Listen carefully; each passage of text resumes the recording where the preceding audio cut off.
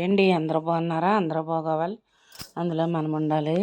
ఈరోజు తెలంగాణ స్టైల్ ఆంధ్రాలో పచ్చడి అనమాట. ఇది ఏంటనేది పూర్తిగా చూసేయండి. ఫస్ట్ వేడిశనగ నూనె వేసుకున్నానండి, ఒక బౌలు. ఎందుకంటే బౌలు కొలతతో చెప్తున్నాను నేను.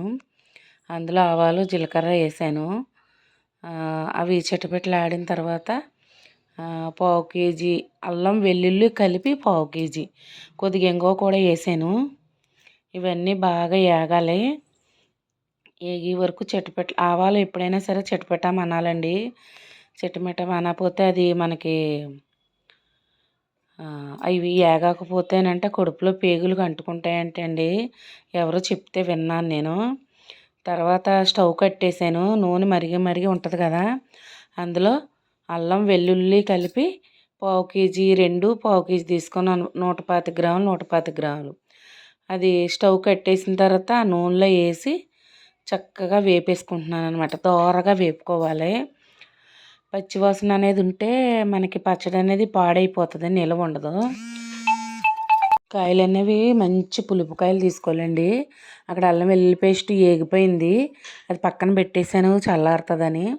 నేను ఎగి బౌల్ కొలత తీసుకుంటున్నాను. దీంతో 4 గిన్నెలు అయినాయి నాకు. 4 గిన్నెలకి నేనైతే ఎలా తీసుకున్నాను చెప్తున్నాను. అల్లం వెల్లుల్లి ఘాటు కదండి, కారం కూడా ఘాటుగా ఉంటుందని కేజీ ముక్కలు అనమాట. ఇవి కేజీకి పావు కేజీ అల్లం వెల్లుల్లి కలిపింది పావు కేజీ. 125 గ్రాములు ఎల్లుల్లిపాయలు, 125 గ్రాములు ఆవాలు, అల్లము రెండు కలిపి నేను పేస్ట్ చేసి పెట్టుకున్నాను.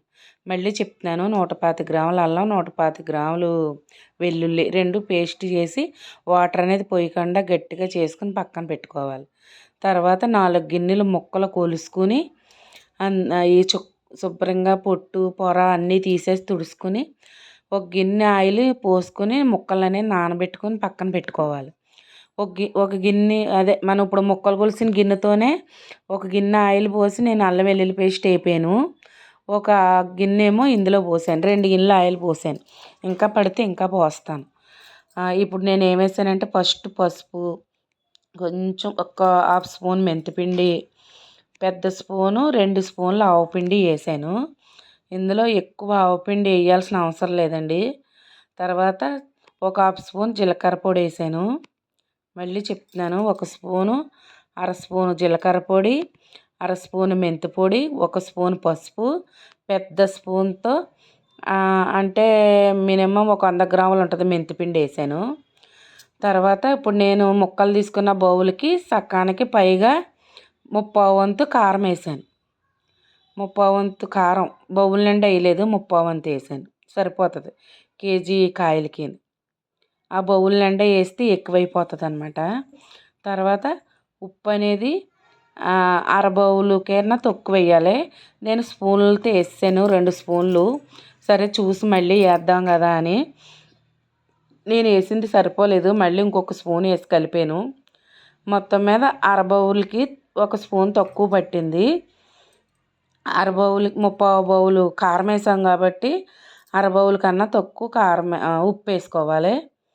తర్వాత ఈ అల్లం వెల్లుల్లి పేస్ట్ అన్నీ ఏగి చల్లారిపోయినాయి కదా, అది కూడా వేసుకుని కలిపేసుకోవాలి. నేను అల్లం వెల్లుల్లి పేస్ట్ వేసాను కాబట్టి ఇంక వెల్లుల్లి అనేది ప్రత్యేకంగా వేసుకోలేదండి.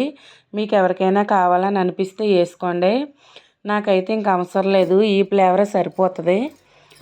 అందుకని కారం ఎక్కువగా తినేలా ఉంటే బౌల్ నిండా వేసేసుకోండి. నాకైతే ఈ 3/4 బౌలు సరిపోయింది. అర బౌలు ఉప్పు, 3/4 బౌలు కారం, పెద్ద స్పూను ఒక 100 గ్రాములు ఆవుపిండి, ఒక స్పూన్ మెంతిపిండి, అర స్పూన్ పసుపు, అర స్పూన్ జీలకర్ర పొడి.